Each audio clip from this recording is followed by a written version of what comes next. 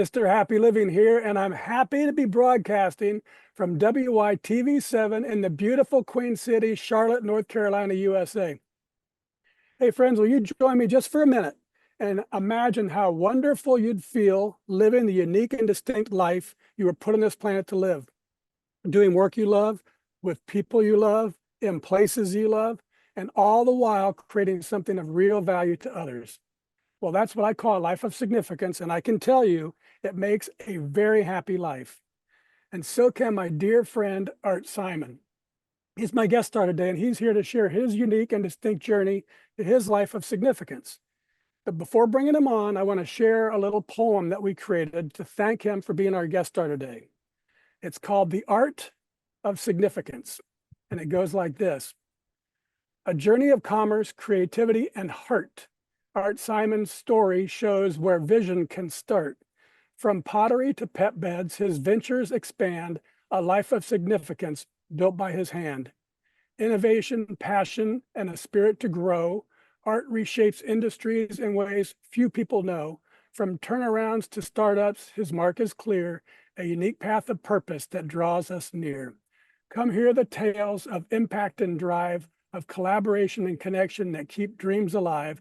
Art's wisdom, his laughter, his love, and his might, his art of significance will inspire your light. My friend Arthur, welcome to the show. Wow, I want to know that guy, Matthew. That's pretty cool. Thank you. Why don't you just get us started by telling us what you're doing these days to make your mark of significance on the world? Well, thank you, Matthew. These days, I have a very happy, fortunate life. In 2009, after a long career in business and doing many things, which I'm sure we'll explore some of, I co-founded a company called Molly Mutts. It's a unique take on dog beds and products for dogs. Love the connection between humans and dogs. And doing it with my business partner, Molly Mutts, who I had the privilege of working with before. And so that's what we did, started in 2009, and have bootstrapped our way to 16 years of success. Wow, I didn't realize it then. I've been thinking 10 years, but 16 years already.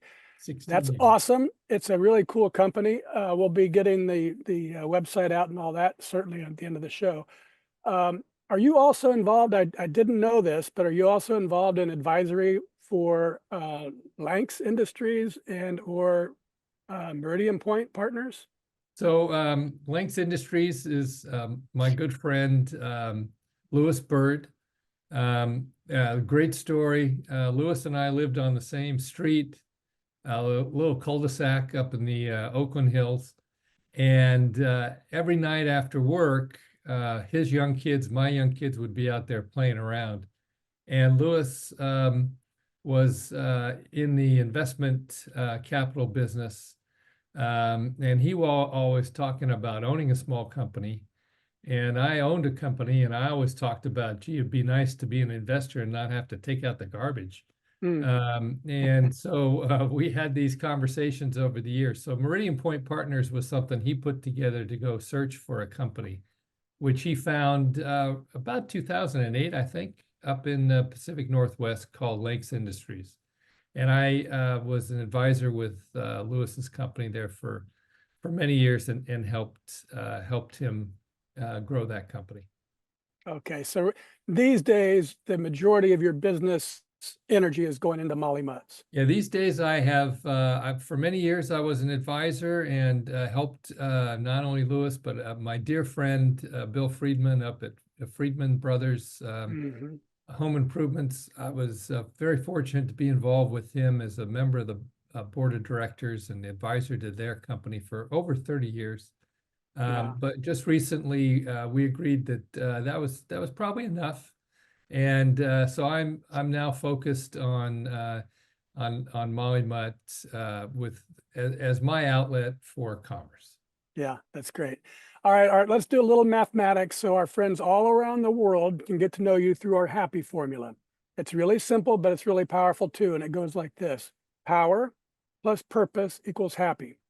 So let's start with power. What are your personal practices for building up all the power that you need to get things done, whether that's physically, mentally, financially, spiritually, emotionally?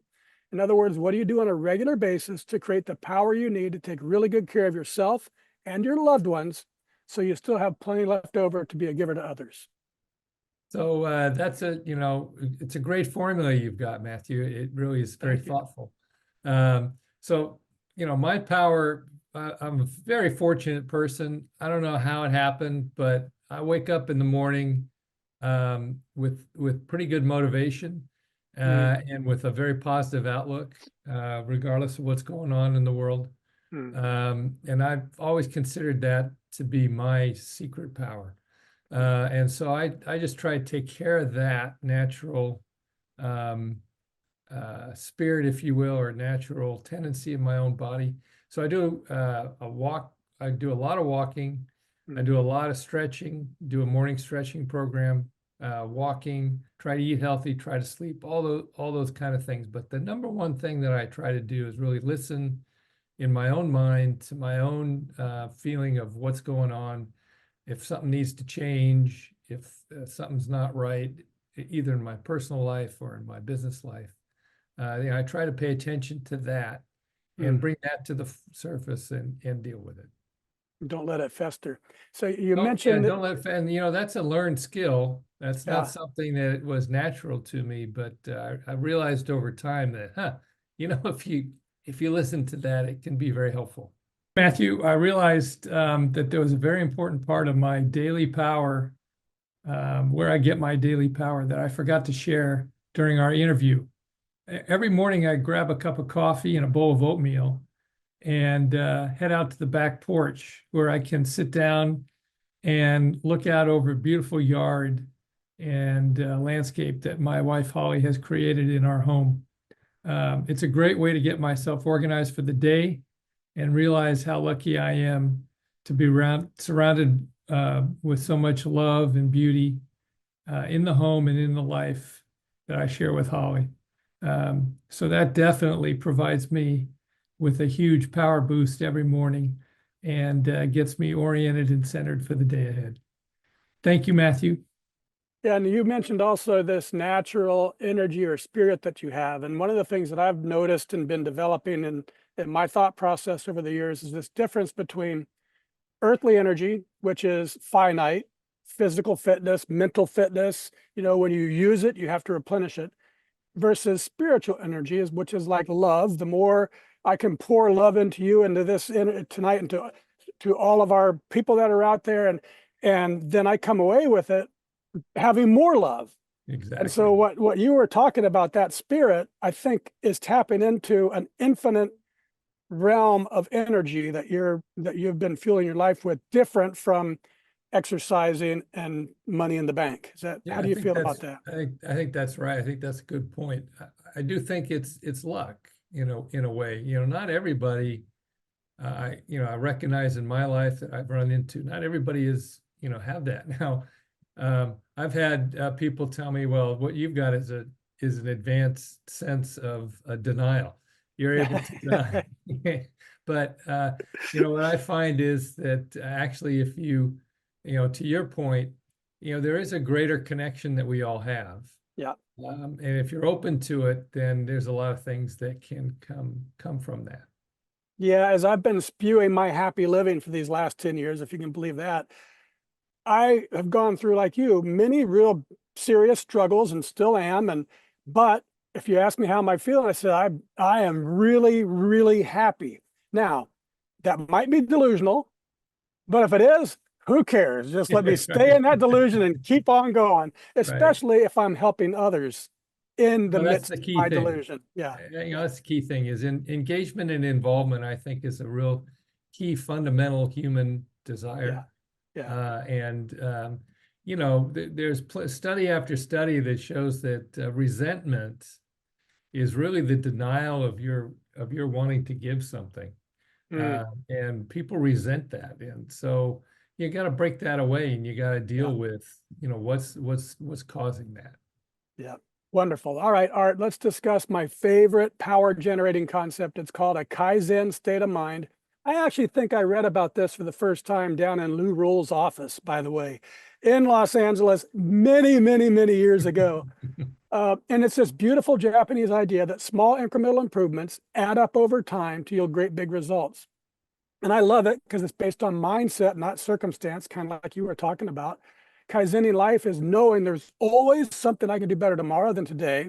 And for me, it creates this optimistic, gentle, but powerful and continuous uplifting of my life day after day after day. So, Art, how does Kaizening your life help you increase your power to continuously become more so you can continuously give more? Yeah, I mean, it's a great comment and a great way that you accepted that and applied it. So I'm gonna do a very simple thing and just talk about the product that we make, which, I'm not trying to dumb down your point here, but the product that we make is a stuff it yourself dog bed. Hmm. And the idea is that people use things from around their home that they might otherwise throw away as the stuffing for their dog bed. And it's been a great idea for us. And so we make this dog bed cover. Well, over the years, customers have reached out to us and they've said, hey, you know what? It would be really great if the zipper was Mm-hmm. on the long side of the bed instead of the short side of the bed. Mm-hmm. And it's like, that's a good idea. So you can either sit there and go, no, I'm sorry. We this is the way we make our product, or you can Right. sit there and you can listen to that and you Yeah. can be open to that. And so there's a number of small little minor tweaks that we've made to every one of our products over the years, almost all generated from customer comment It's and great. suggestion that Yeah. we've implemented. Yeah. And people will often say, gee, that's so smart. How did you come up with that? And the answer is, well, we actually didn't come up with that. Mm-hmm. The answers are out there. People came up with that. Yeah. And so that's how it applies to a product. Applying it to yourself is kind of the same thing. Yeah. You mentioned, being in an office in LA. I guarantee you, when you walked into that office in LA to see Lou Roll, you weren't there to learn about Kaizen. You were Correct. there, you were there for another reason. Yeah. But if you approach life and if you approach each interaction in each opportunity as an opportunity to learn something, then you can you can encapsulate that idea. You can embody that idea of hey, let's make some small improvements. And Yeah. that, those things again, you got to get out of your own mind. You got to get out of this idea of, well, we've always done it this way, or I've always done it this way, or no, I don't want to do that. Now there are some things that I don't want to do.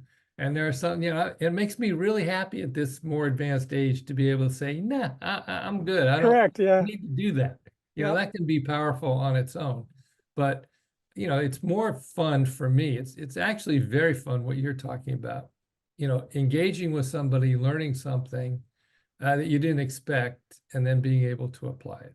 Yeah. Apply it and share it. And what you talked about is I love, and I call it the collective intelligence of the marketplace. You're tapping in, you and Molly were tapping into the collective intelligence of your customers and listening and learning and experimenting. And now here you are 16 years later. I'm sure you couldn't have imagined the product line and the things that you're doing today when you started off 16 years ago.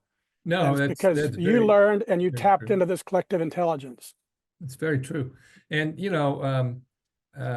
years ago, and I've been very fortunate in my life to have a number of incredible mentors over the years. Some people knew they were a mentor, others didn't.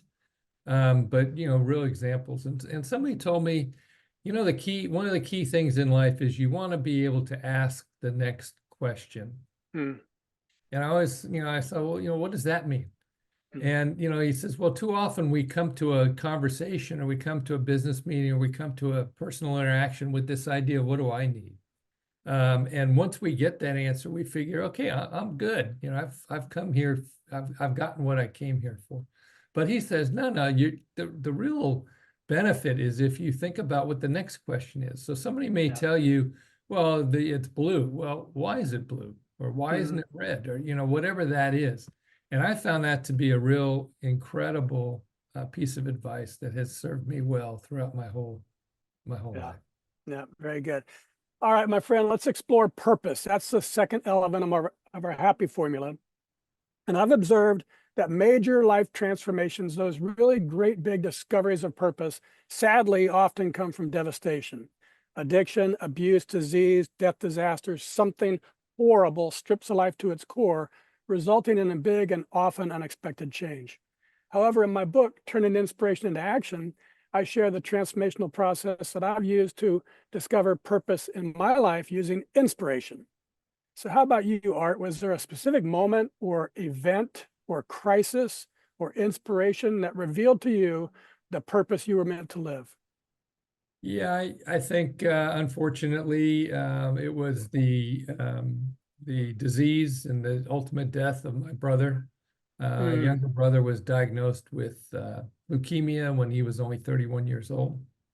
mm, I ended up being his bone marrow donor and went through that whole process. And unfortunately, he did not survive. And so you exit that, with this idea, you know, obviously the devastation and the unfairness and the sadness of it all. mm, But some moments stick out from that. And there was a moment during that when he was in remission, had been through a very difficult period, and was home. And we got him home for a while, and he was just sitting in his backyard under a tree, drinking a beer. mm. And we were like, "Hey, don't you want to go here? Don't you want to go do this?" And he was like, "No, this is right now. This is absolutely heaven. Yeah. I got nothing on my mind. I'm not worried about my next treatment. I'm just sitting here. I don't care what I do, and I'm having a beer. This is great." Yeah. And that's been a moment that I come back to in my life all the time about just trying to be centered and appreciative of the moment that you're in. So it was his disease that caused me to question what I was doing in many ways, and ultimately led me to make a lot of changes in my life. So give us one or two of the big changes that before his death you were one way and after his death you were or you thought in a different way. How did it change you? I think realizing that nobody can take responsibility for your own life except yourself, Mm, and that circumstances can come without warning mhm, that can alter your life. But nobody's going to excuse you for things that you may or may not do. So for me, again, I'll keep it on something you and I have in common, which was the business at the time that I was helping guide. Was owned by some people that I didn't have a lot of respect for. But I had always saddled up and decided I was going to make the best of it. And we were going to create a great business in spite of, what was thrown our way. And I realized after my brother's illness, of course, I got some help there because they were not very supportive during that time. But I realized that, what, if 20 years from now, my business career doesn't go a certain way or my personal life doesn't go a certain way, I can't sit there and blame them for that. mhm, I know who these mhm, folks are. I know that I don't align with them. It's really my responsibility to do something about that. And so mhm. that was that realization. It's not a fun realization. None of us really want to understand how responsible for our own actions and our our own life we have. But it was a needed kick for me, and that's really what came out of it. Yeah, but in a way, I mean, I've heard people say, um, it's hard to be an adult because you have to be responsible or, kind of what you just said. You don't want to have to realize that it's up to you. But isn't it really liberating also But to know that it's it up is to you? it is liberating, Yeah. but at the same time, it was a great. I don't know if you watch this series. I love this series, Finding Your Roots. No, I haven't Henry seen it. Louis Gates on PBS. I commend it to everybody. He interviews two celebrities and does a lot of DNA work and talks about their roots and puts together a whole family tree going back. And I hope I don't take too much time with this quick story. I'll try to make it quick, but He's talking to Nina Totenberg, who's a PBS person, very famous. She covers the Supreme Court, talking about her great aunt. And her great aunt, her father dies, or her husband dies in the early 1900s. And the will doesn't leave her any money. It goes to the family. So she sues people. And it takes a couple years, but she gets the money. And Henry Louis Gates's point was, you're at the time, a woman in the early 20th century, to have the guts to do that and not just take, his point was a lot of people would have lived in that unfairness. And they would have used that as an excuse for their unhappiness the rest of their life. Well, I could have done this, but I got screwed out of my inheritance. And for your aunt to step up and take responsibility at that time was an amazing thing. And I find that to be a very illuminating story and well, makes that point very well. Yeah, and that's a full circle to where we started, because I think you started off saying how dangerous resentment is. And when you are taking responsibility, even if you don't get what you want, you exerted everything you could, you don't have resentment. That's right. And you can say, I would say it this way: if I'm studying for a college exam and I'm putting in all the energy, and then I finally say, okay, Matt, you've done enough, you're done, then I can relax. I might get an F, I might get an A, but I did everything I said I was going to do, and now I can relax and enjoy. Exactly right. And that goes throughout your personal life. We all know when we engage with somebody with a true intention and with an open heart, and we all know when we kind of put the airs on. Oh, do we have to go to this party? Or oh, do we have to do this? And it's a shame to have any interaction like that you don't want to have. But it's real quick to just kind of flip it on its head and say, okay, well, look, I'm here. So let's enjoy it and let's get something out of it. Yep. Very good. Thank you for all that, Arthur. Now let's take a quick commercial break so our sponsor can spread a little love with our audience. If you have more ideas than actions, if you have more promises than change, if you're ready for the life you are meant to live, then TI2A is the book for you. And we're back, and this is the Something Significant Show, and I'm your host, Matt Gersper. And my special guest star today is Bert Simon. He's been a truly dear friend of mine since way back in the 1980s, when he took me under his wing and taught me to become a businessman. And Art learned from the very best himself from his father, Bert Simon. Over the years, Art has honed his expertise in the areas of new product development, business turnaround, brand repositioning, startups, China sourcing, mid-market consumer goods acquisitions, market positioning, and product design. But the business love of his life for these last 16 years has been a super cool and super fun company called Molly Mutts that makes dog beds and couch covers and pet blankets and car seat covers and crate covers and more to delight you and your dog for the long haul. Oh, Arthur, I love the spirit and enthusiasm and success that you and Molly have created at Molly Mutts. And I think you're going to love this article that I found called The Science Behind the Power of Giving. And it says that the act of giving itself can be a gateway for discovering your reason for being on the planet. It says that the science tells us that giving our time and talents and treasures is a powerful pathway for discovering purpose and overcoming difficulties and finding fulfillment and meaning in life. So I updated our formula. Power plus purpose plus giving equals really happy. So how about you, Art? Has giving your time and talents and treasures been a pathway for discovering your purpose and for getting past difficulties you've faced and for bringing real meaning into your life? Yeah, absolutely. I think, I wish I had been as thoughtful as you and thought about that kind of a formula in a formal way. But giving of time, which is our most precious commodity, how we choose to spend our time, how we choose to spend our day, and how we choose to engage with people. That's what it is. And, back in the 1990s, I started doing some consulting work. And what I found was that there were a lot of people who knew technical aspects of what I was trying to do, a lot better than I did, had different experiences. But what I was motivated by and what I could really enthusiastically do was find some entrepreneurs, engage with them and help them succeed. And that was really fun for me. And I enjoyed that quite a bit. But the idea of giving of your time or giving whatever, I'll tell you a little story that your prep for this show started thinking about. Oh, good. My dad, you mentioned my dad, great guy. He had a good friend of his named Joe Foss, and Joe was a character.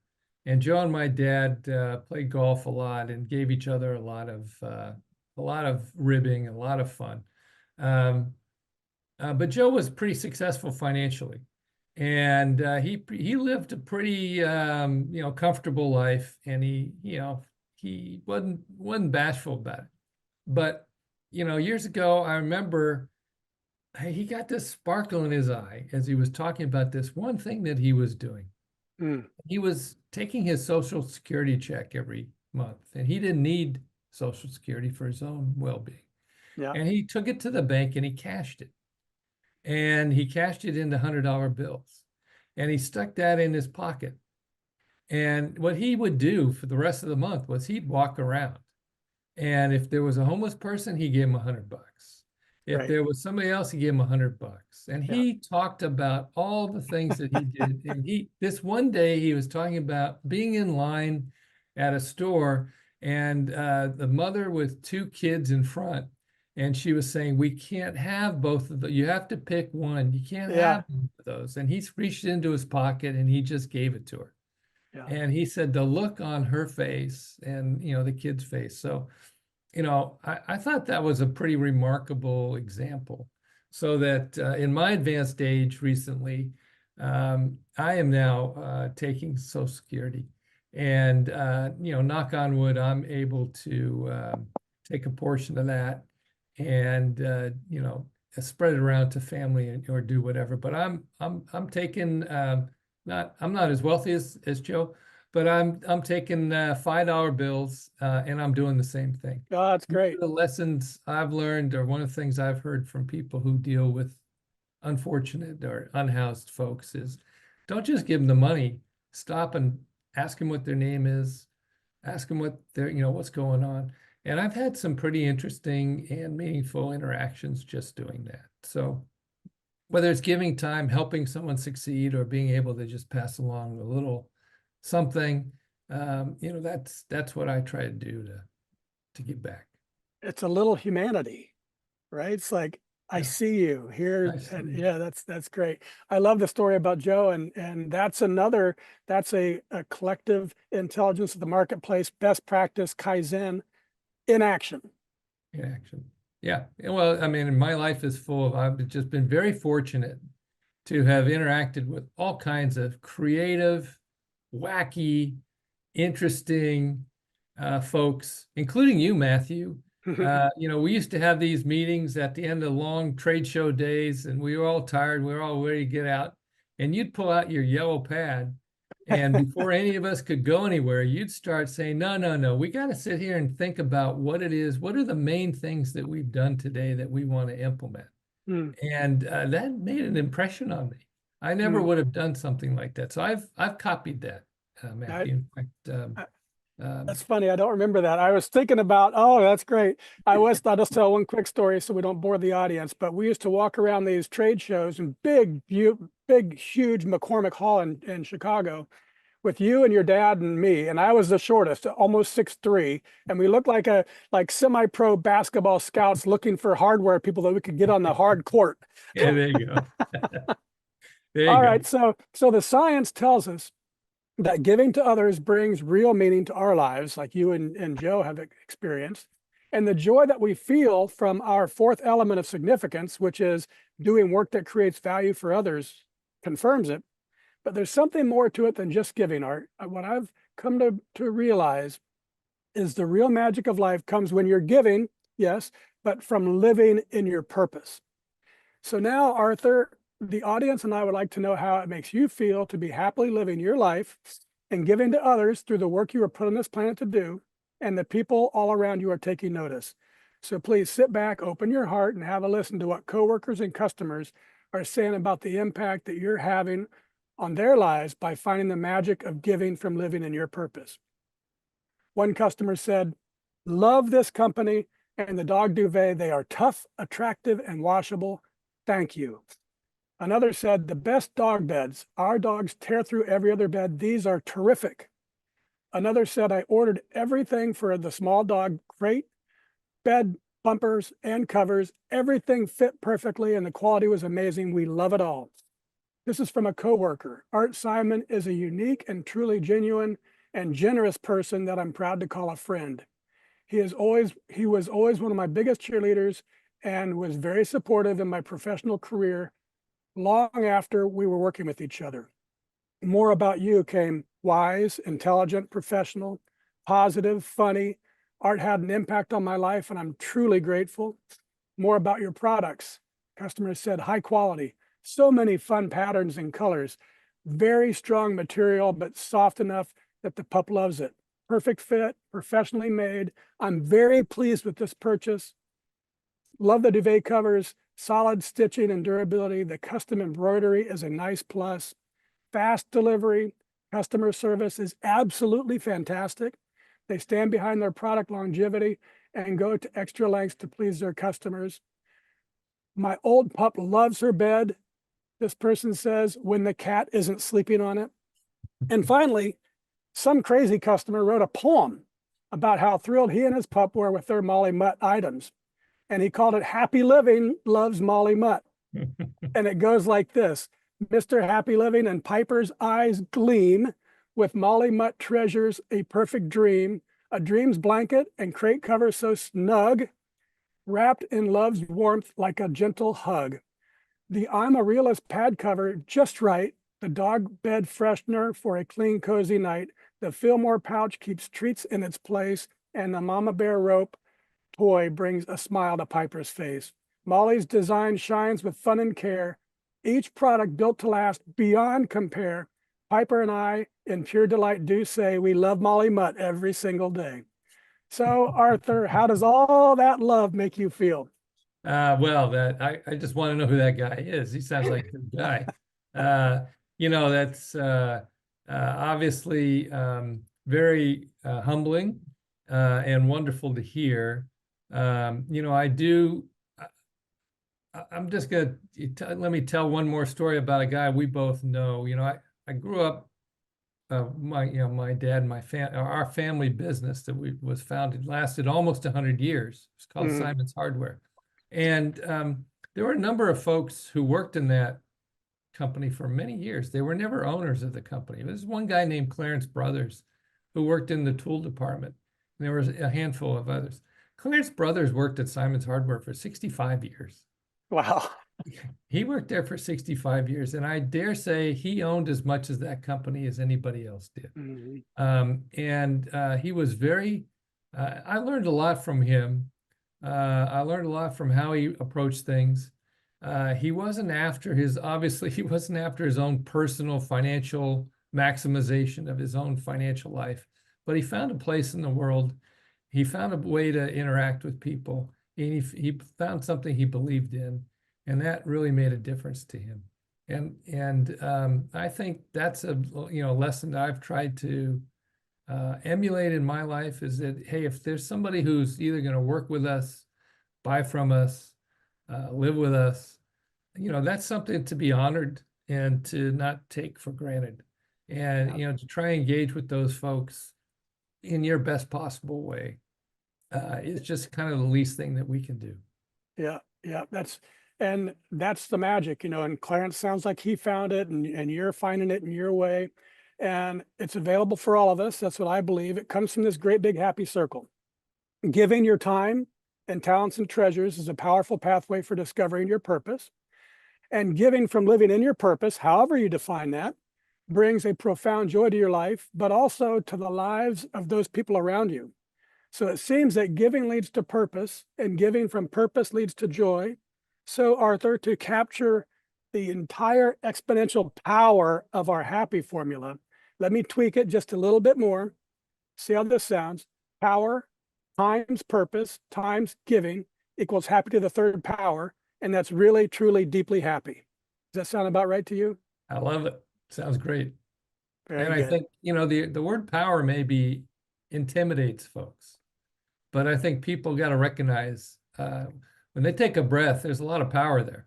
And everybody's got power in their life. They can choose to walk to the left, they can choose to walk to the right, Yeah, they can choose to go do whatever they want to do.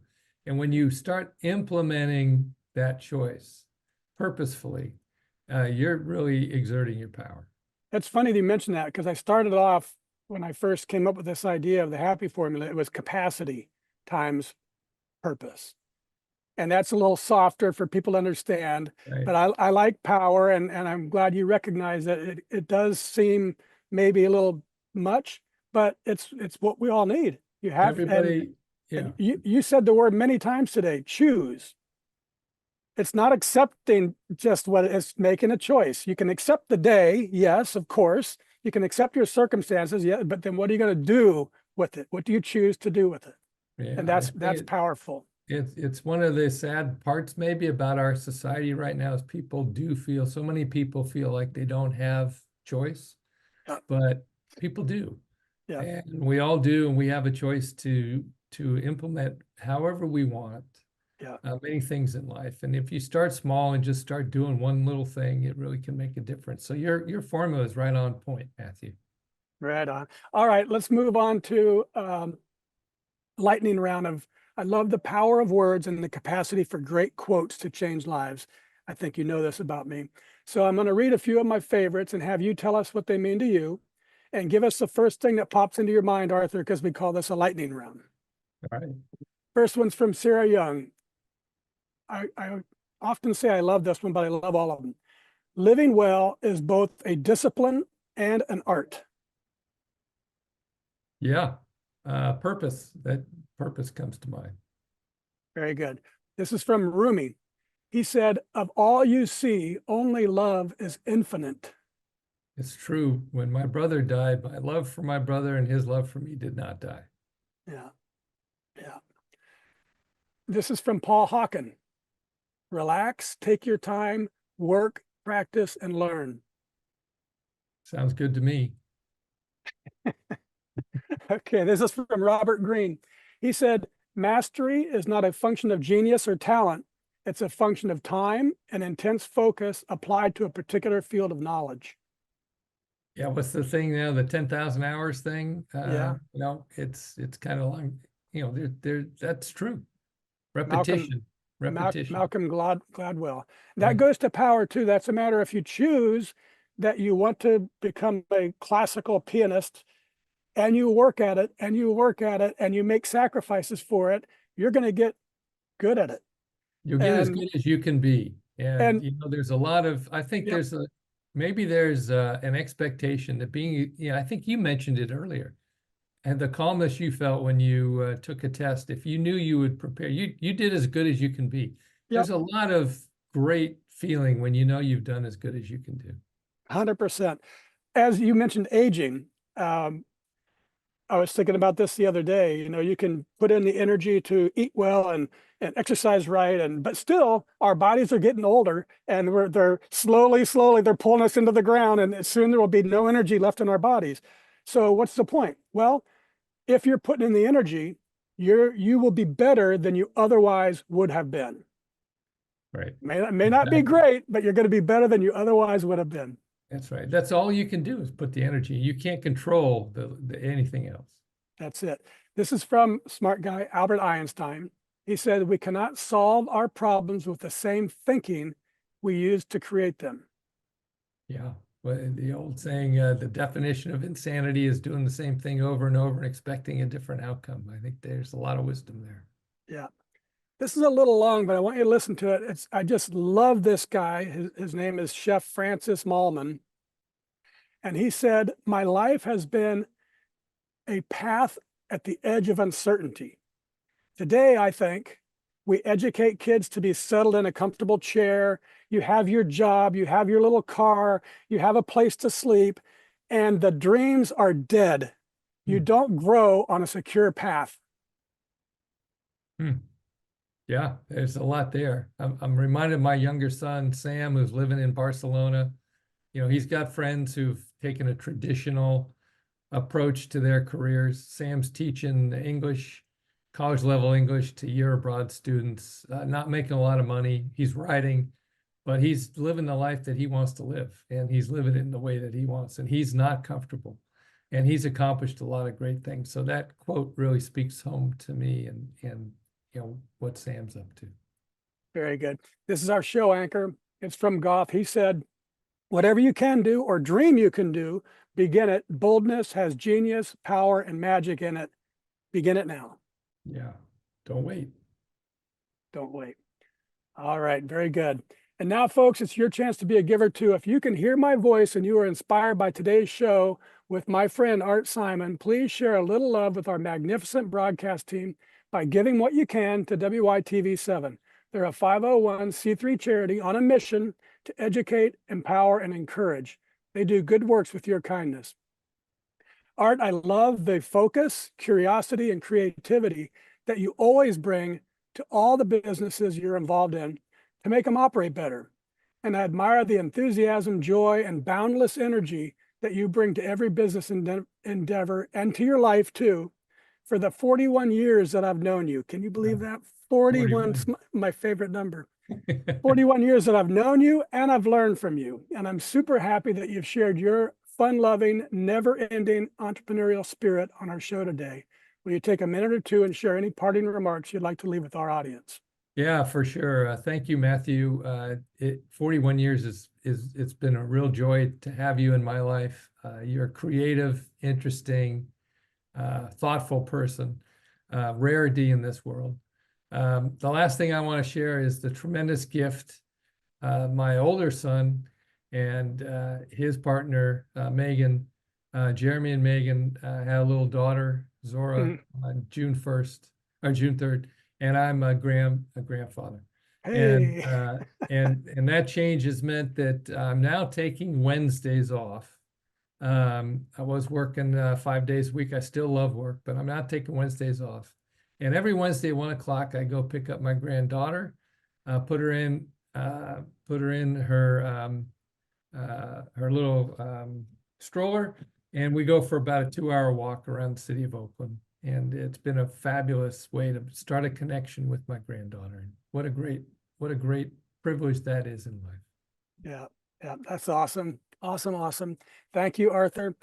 I also want to thank WITV7 for hosting and promoting our show so we can keep interviewing inspiring guest stars like Art and reaching folks just like you, ready to create your own extraordinary lives. And most especially, thank you, viewers and listeners. You'll find links to social media and all things Art Simon. Find him, friend him, check out his stylish dog beds with earth-friendly designs that are both comfortable and comforting. I know you and your dogs are going to love the Molly Mutts products. You'll find all the links in the show notes. From me to you, dear friends, I love you and I want you to be really, truly, deeply happy too. So go to happyliving.com right now and download our free mini but mighty ebook called Making Your Mark of Significance. And once you read the book, and it only takes about 30 minutes or so, then give some thought about what we can do together, you and me, to improve the happy of your world, one person at a time. And before I sign off, would you like to see a little Molly Mutt customer come out of her crate? Let's see what we have back here. Piper, you want to come out and say hi to Art? Hey, Piper. Hey there, I haven't had the privilege of There's meeting that Piper girl. yet, but I look forward to it. All right, and so that's it. Thank you, folks. Till next time, I'm Matt Gersper. You are awesome, and this is the Something Significant Show. And we're out. Thank you very much, Matthew.